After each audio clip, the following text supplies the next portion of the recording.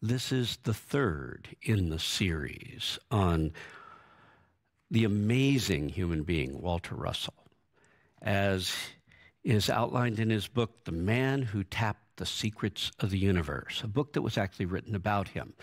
But his idea that we can each tap into the same spirit of creativity. Today we are going to talk about the law of wealth. And this is from a man who went from poverty to amazing riches and gave his connection to the universe the credit for all of it. So let's explore how he says you can do this too. If you enjoy watching, please click the like button and subscribe to our channel. Also, feel free to share with your friends. And if you wish to make a donation to Unity Orlando, just go to our website at unityorlando.org and click on the Donate Now button. Let's explore wealth. This morning we're going to talk, the title is The Law of Wealth, as Ronnie pointed out.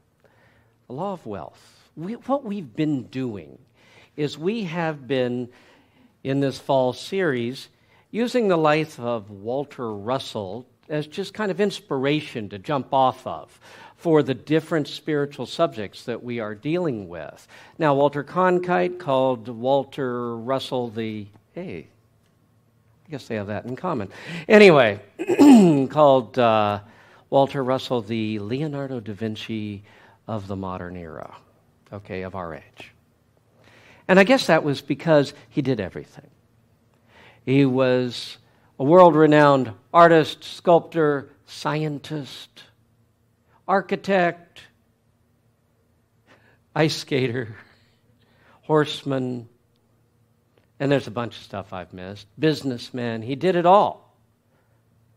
And he was amazingly successful in each of these areas. For him to have been successful, in any one of them would have been stupendous. But to have done them all seems impossible.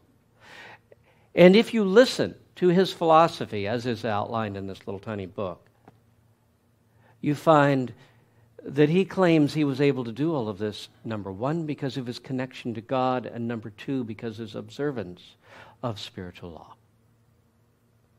Basically, because of his connection to the universal one, to that one spirit that moves through all of life. He could do anything. So today we're going to talk about wealth, because he started off, he got through fourth grade when there was family challenge and he had to leave school in order to go to work to help the family. Okay?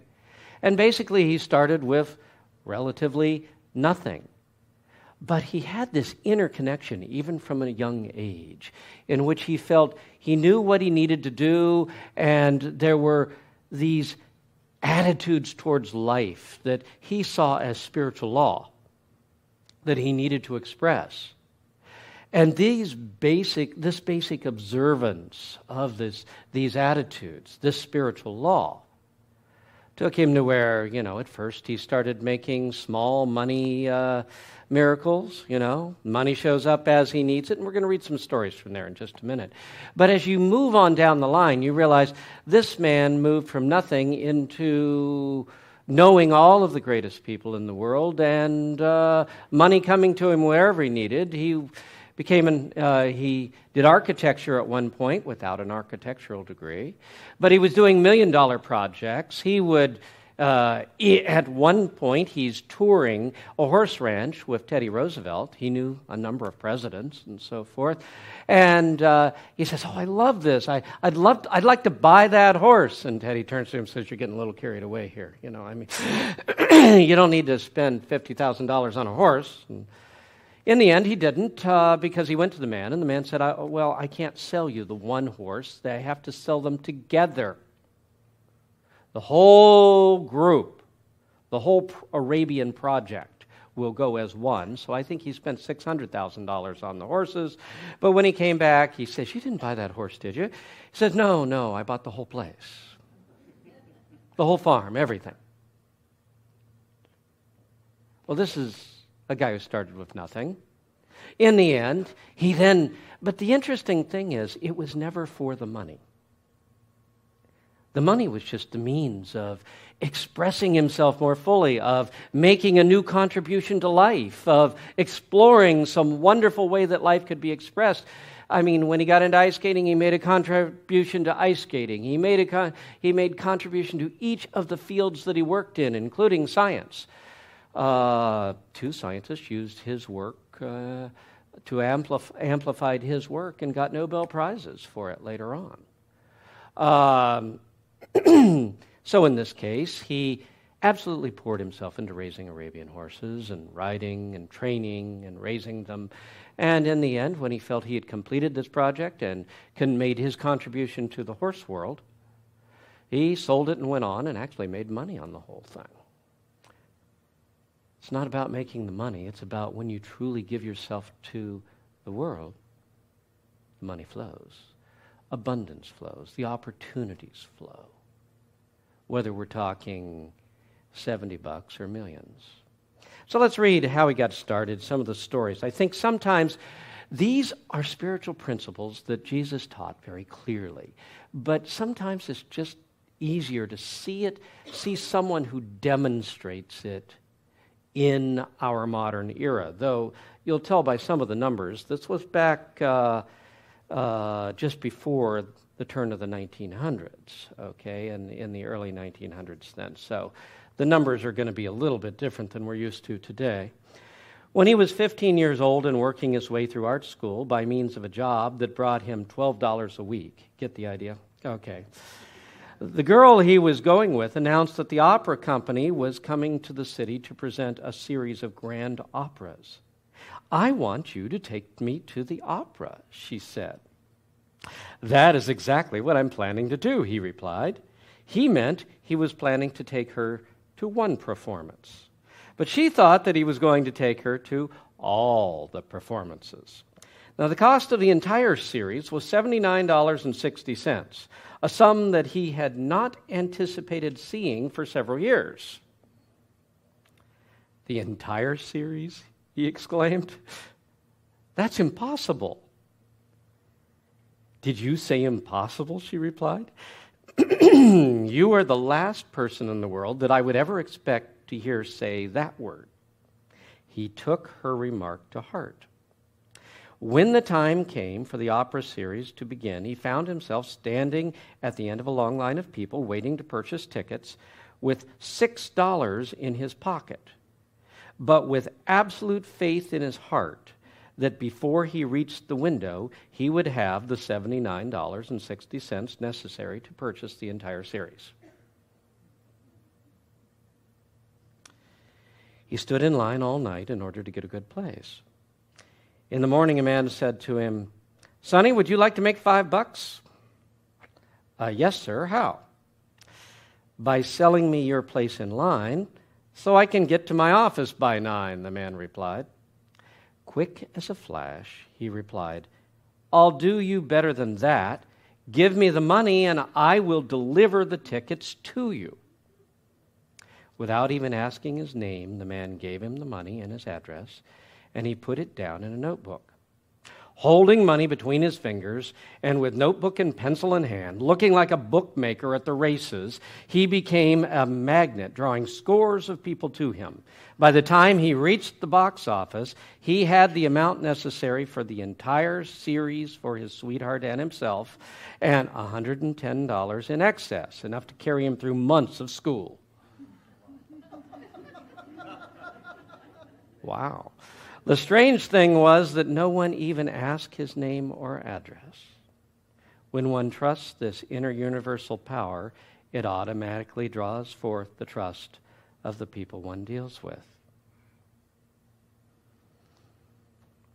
Boy, I guess he got everybody's trust except the one man that was standing behind him in line. But anyway...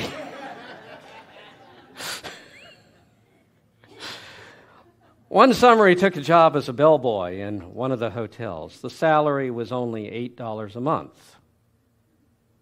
But he was told that the tips that bellboys received amounted to $100 in a season. When the first tip was offered him, however, something deep down within him would not let him take it. Stammeringly, he said, "No, thank you, sir," and fled. He went down to his retreat in the cellar and tried to probe why the inner voice had spoken to him thus. Then suddenly he had a great vision. "I'll be the only bellboy in existence who never took a tip," he exclaimed, "and I'll be the best bellboy the world has ever known. I'll pledge myself to give the most joyful and cheerful service that ever a bellboy gave." From that moment, he responded to every request with the alacrity of a steel trap. He ran his legs off for everybody. He got up at 5 o'clock in the morning to procure cow's milk for a baby that needed special care, and then went back to bed again. When asked why he did not take tips, he replied, "I receive a salary, and I love my work." The guests were simply overwhelmed by it. They invited him to dinner parties and yachting trips. And when the management explained it was against the rules for servants to have social relationships with the guests, those people of influence said they would never go back again to that hotel if they didn't break the rule for him. So he had a wonderful summer. During his spare time, he did sketching and painting. The guests became deeply interested in his work, and at the end of the season, instead of $100 from tips, he had received checks amounting to $850 for his pictures, and 5 offers of legal adoption into wealthy families. The people to whom he brought ice water became lifelong friends, and from them and friends of theirs, he received many commissions for paintings after he became famous in that field. And he went to the wedding of the baby that he'd brought the milk for. And this is how he wraps it up in his words, quoting Walter Russell. "I have absolute faith," he asserts over and over again, "that anything can come to one who trusts to the unlimited help of the universal intelligence that is within, so long as one works with the law and always gives more to others than they expect, and does it cheerfully and courteously." That's the law that he followed all of his life. That took him from $250 at his first job, I didn't read that one, to millions down the road. The law of wealth. If you look at that last paragraph, he wrapped it all up. He said that he has absolute faith that anything can come to one who trusts the unlimited help of the universal intelligence that is within. His contract was not with the people he served. His contract was with God, with the universal. His contract was, I will give the best that I've got to give wherever I am. And it wasn't the people who mattered in terms of his getting something back, though they became the channels. It was the realization that this was between he and the universe. This was between he and God. So then he says, but you've got to obey the law, and the law is you want to receive, you got to give. Jesus taught this very distinctly, and Walter Russell lived it out. Give more than is expected. And not only give more than is expected, give it joyfully. It not only matters what you give and what you do, but the energy in which you give it, the energy in which you do it. That's a great deal of what you're giving to the world. So, what we want to do today is talk about how these principles that Jesus taught and Walter Russell lived out, how they could be applied to our lives. Now, if you read Walter Russell, he writes it all in secular terms. But you find it's the same spiritual principles that Jesus taught and we teach today. So here we go. Let's start with the first understanding of the spiritual law. The first understanding is, number one, you must give to receive. Give to receive. Simple. Jesus said it in Luke 6:38. Give and it will be given to you. Good measure, shaken down, and running over, they will pour into your robe. For with the measure that you measure, it will be measured to you. Now, that theme was repeated a number of times through Jesus' teaching. As we give to the world, so do we receive. But he's pointing out, you actually receive multiplied. And so if you were trying to live an abundant life, you want to not give the least amount you can give. You want to give the most. If so much is required, you do a little more. That's number two, and we're going to get there. But the bottom line is, it's not how much we can take from the world. It's at how much we can give, because that is our contract with the invisible. That if I give of myself to the fullest, life, if I give of myself to life, life will return it to me multiplied. So, take every opportunity to give. Whether it's money, service, love and compassion, good energy, joy, like we've been talking about, or gratitude. Never miss an opportunity to give what you can give in a situation, because that's how we set it all in motion. Years ago, back in the 1700s when I was in ministerial school, I had a friend named Jim. Jim had a motorcycle accident in his teens, had an artificial leg as a result of that. And, it was giving him problems during some of the time he was there, and there were certain jobs he couldn't do as a result of that. But both he and I showed up out there with very little money, okay? We had to get jobs. We had to work our way through the whole thing with ministerial school. But he had one other thing going on, and he seemed to have plenty of money all the time. What it was is, though he had jobs come through, the types that he could do, he's the only one I know who ever prayed for a job and had it come to him while he was sitting at home. I don't recommend that. I've known one out of millions. But the interesting thing was that Jim lived off these checks that kept arriving in the mail from his home church. His home church was over there in St. Petersburg. And people from the home church would send him a check and say, hey, just wanted to help you out on going through ministerial school, et cetera, et cetera. And these checks kept flowing in. Whenever he needed money, a check flowed in. That's the way it worked. Now, we were in ministerial school, and here we are working our tails off to try to keep in school, pay the bills, get everything going while we're studying.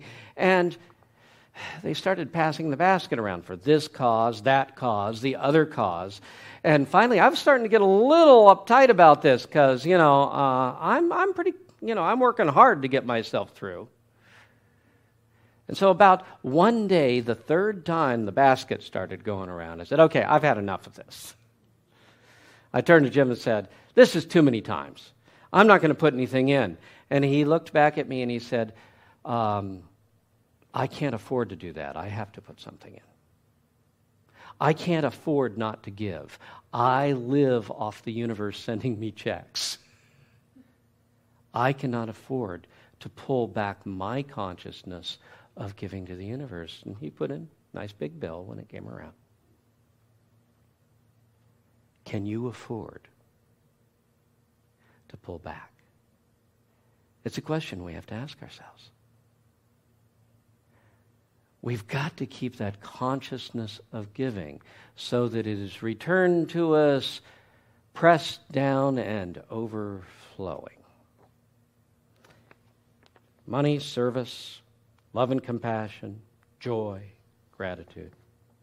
Number two, the second aspect of this law is give more than expected or required. Once again, Jesus said it directly in Matthew 5:41. Whoever compels you to carry a burden for a mile, go with him 2. Give more.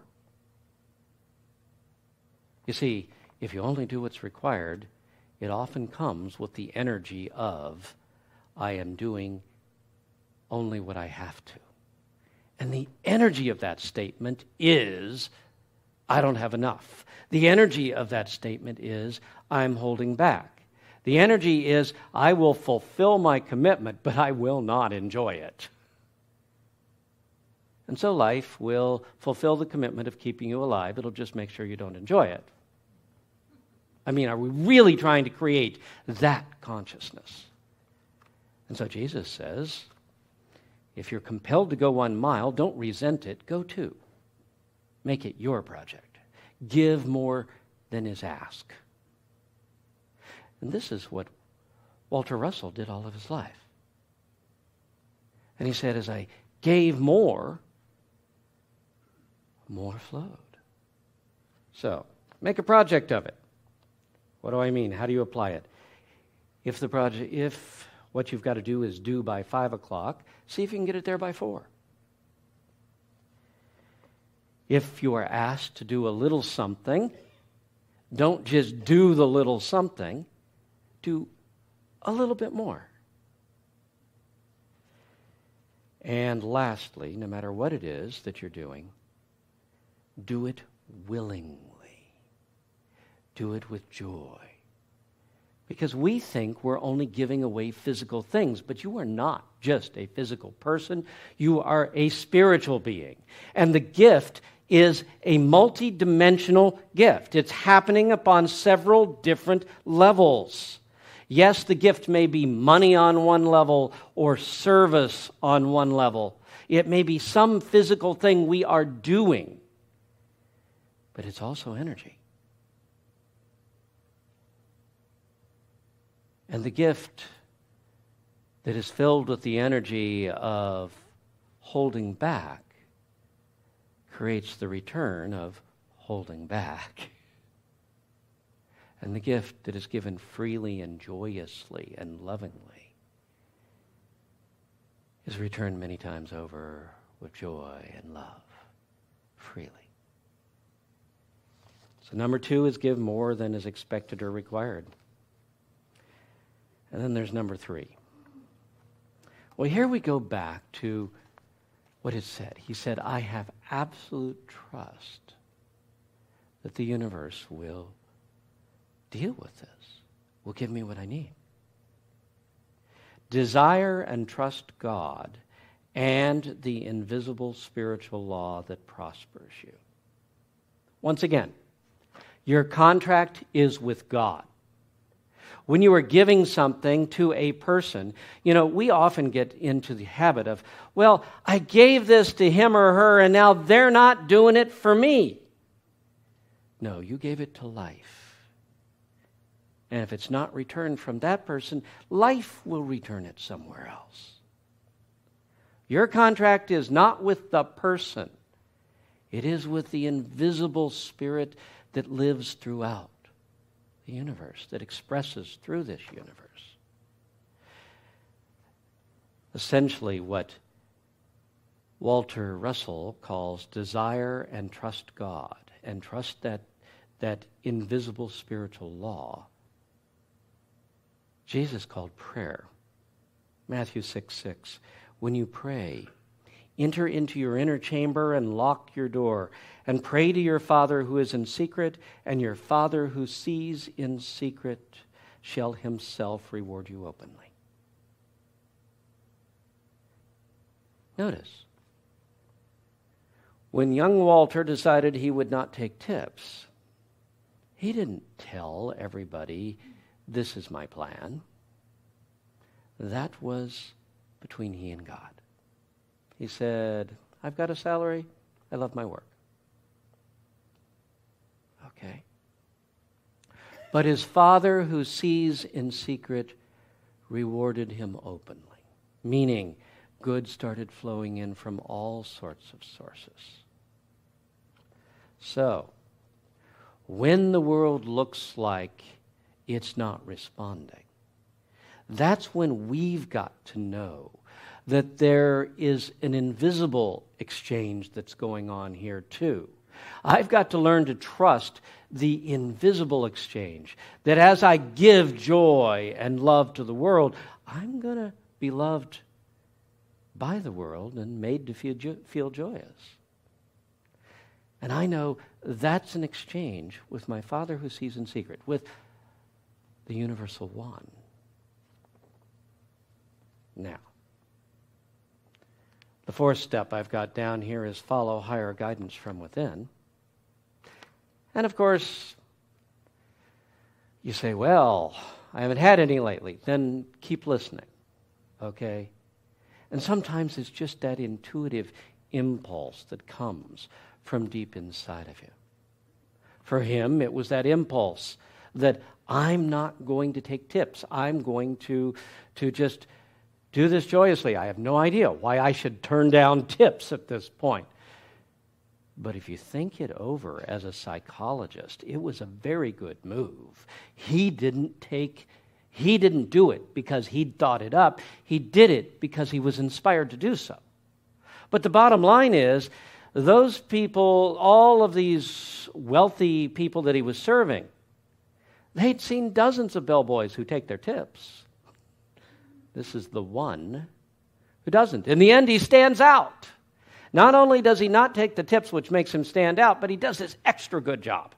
Okay, so if you were just a psychologist, you would say, wow, yeah, that would work. But he was following guidance.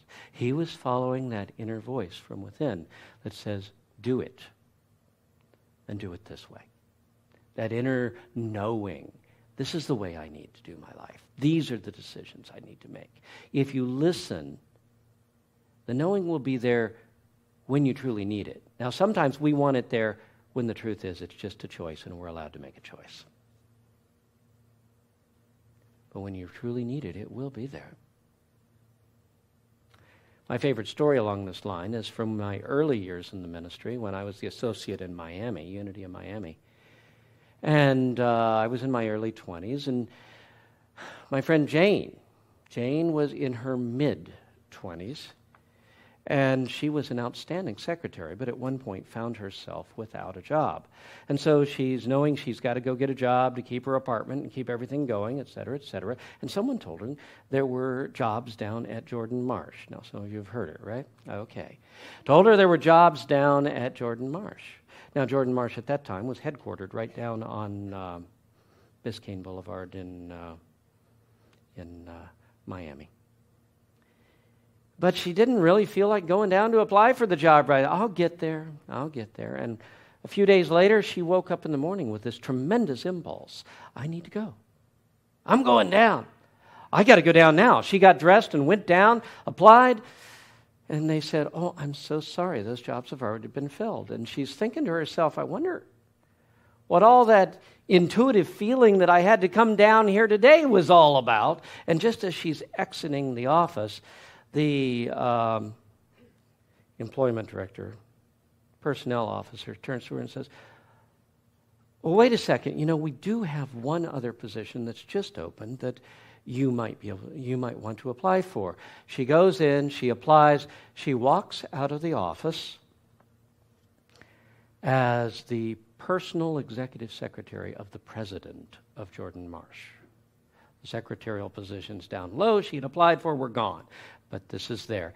And the personnel director says to her as she leaves, boy, your timing was perfect. If you had come yesterday, we would not have known this opening existed.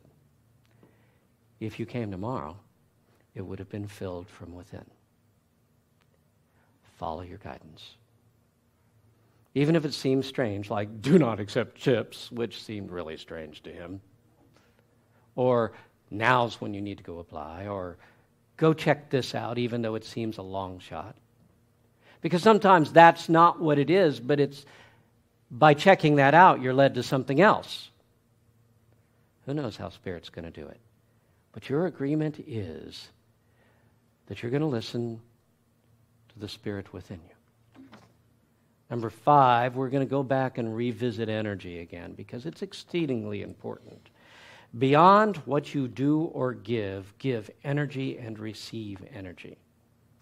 Do everything with joy, do everything with gratitude.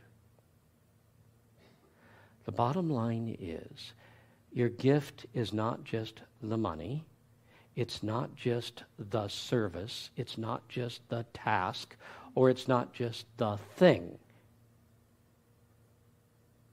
It's even not just the compliment. It's the energy behind it.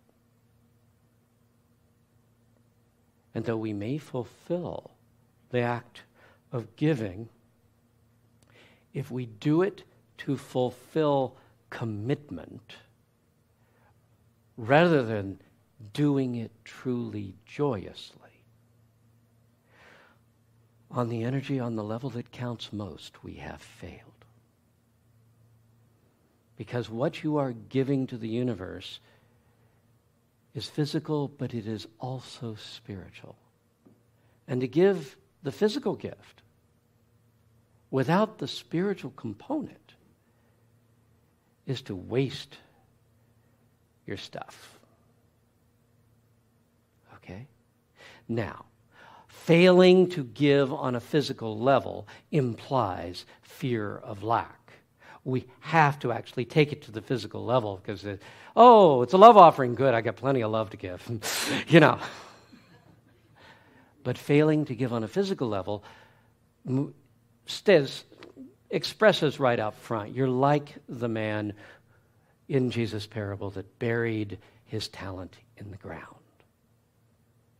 He said, well, I didn't take it out and use it. I kept it because I knew my master is a hard taskmaster. And if you know your master is a hard taskmaster, that is exactly the way the world will respond to you.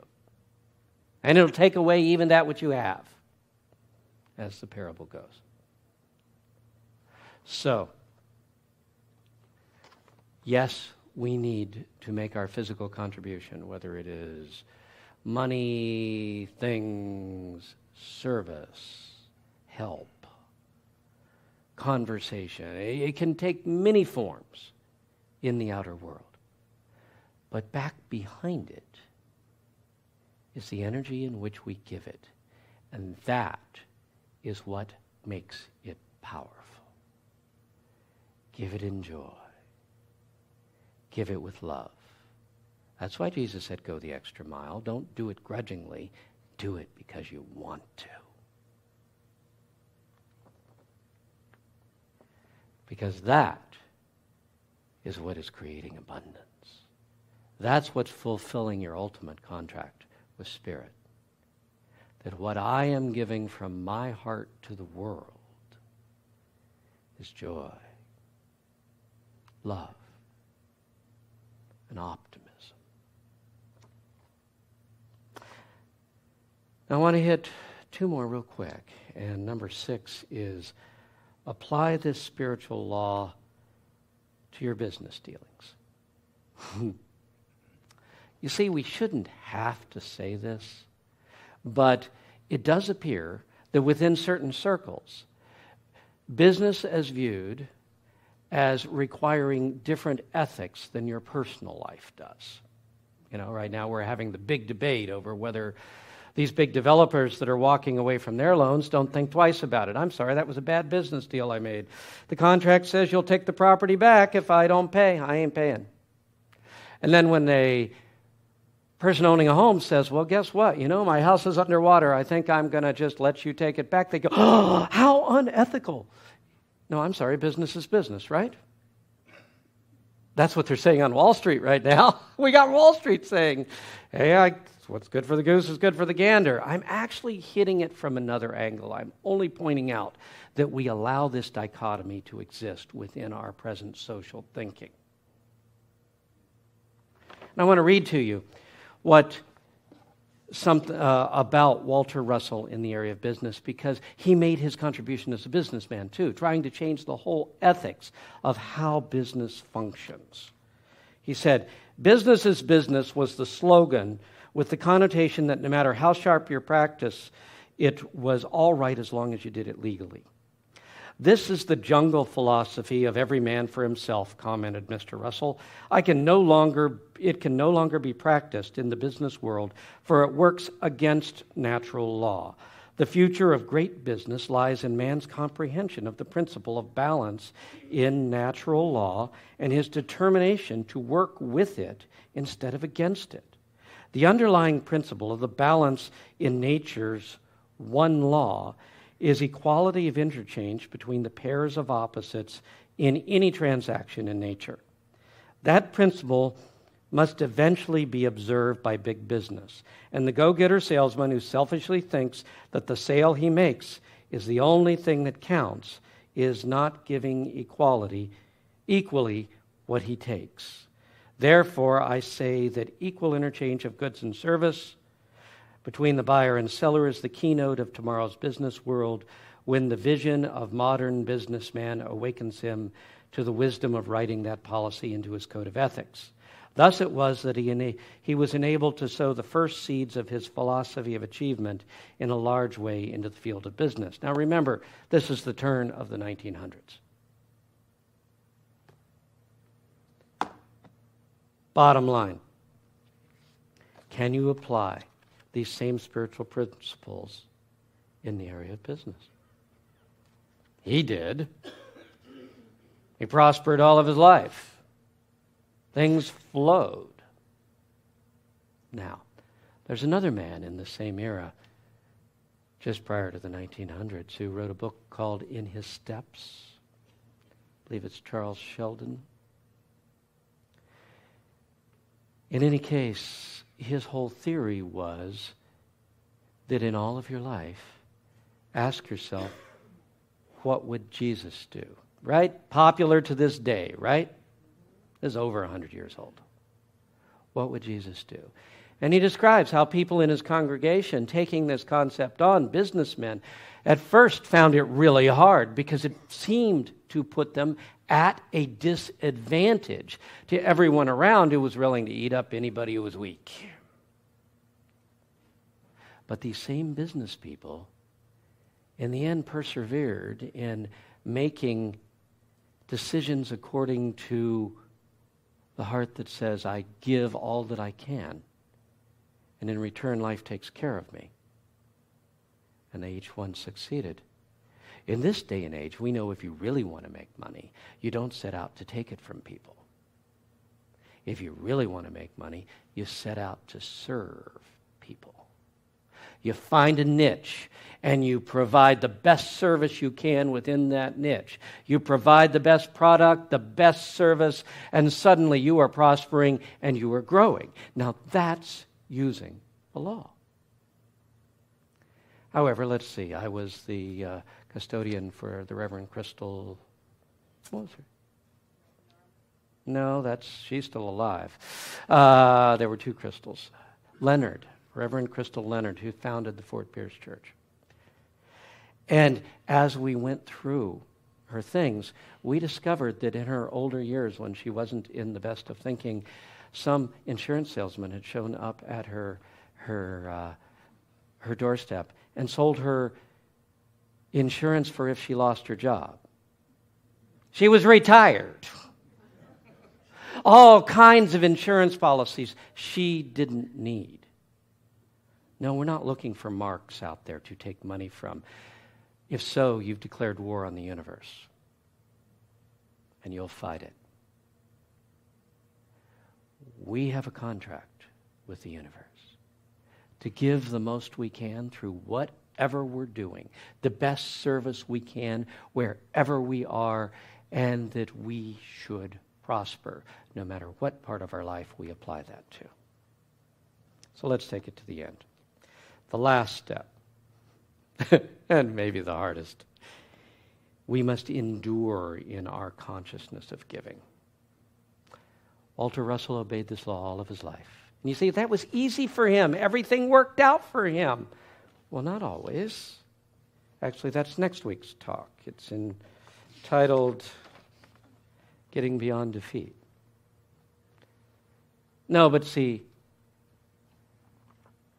Walter never accepted that anything was a defeat. He always just said, oh, I guess we're not there yet.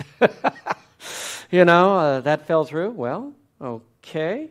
I must be supposed to go somewhere else. Anyway, the bottom line is, yeah, he met his challenges too. And you're going to meet yours. Some of us are meeting them right now. The interesting thing is that during hard times, we feel that need to pull in. The whole country's doing that. And they're going, oh, darn, people are pulling in. They're not spending enough, And the businesses are all out there.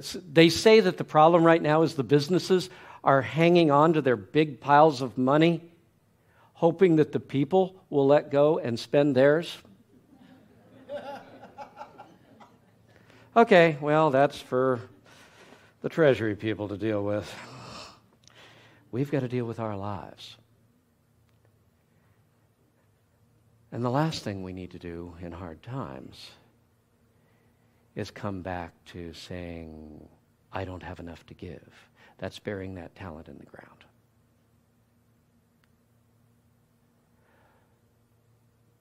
But most of us have done it in some way or other. Most of us have pulled back in some way, shape, or other. It seemed only wise. And so my statement today is, it's not, well, that ship has sailed.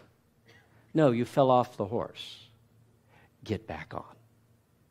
You can move straight back into a consciousness of giving, and you say, but I don't have anything to give. Actually, everyone always has something to part with. But more importantly, you have those energies to give back to the universe. You have that joy that you can put into every task you perform. You have the vision of the glory of life that you can give to the universe. And it's time for us to be giving that back so that we can change that downward spiral that happens in depression, deflation, recession, inflation, whatever. There's lots of words for it, but the bottom line is it's getting worse. And you can stop it by moving into that consciousness of just joyously giving yourself to the world and knowing and trusting that down the road somewhere, the universe starts returning it to you, pressed down and overflowing. Jesus taught it. Walter Russell demonstrated it. And it's time for us to prove it out in our lives too. So let's take a moment to relax and center ourselves.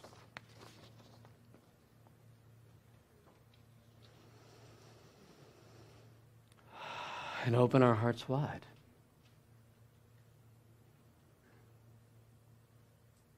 Let's give joy to the universe. Let's give the vision of things becoming better to the universe. Let's make a commitment to give ourselves to life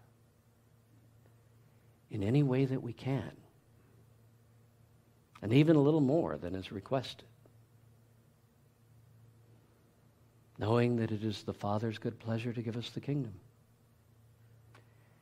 And we are open and receptive and ready to receive all the good that God has for us. We give of ourselves. It is multiplied and returned to us many times over.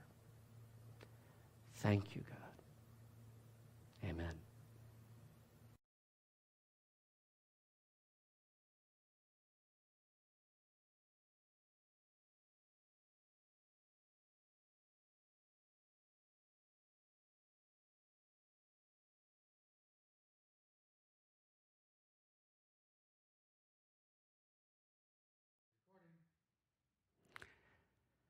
This is Reverend Bob Marshall, and I want to thank you for joining us on this journey through exploring how to tap into the secrets of the universe.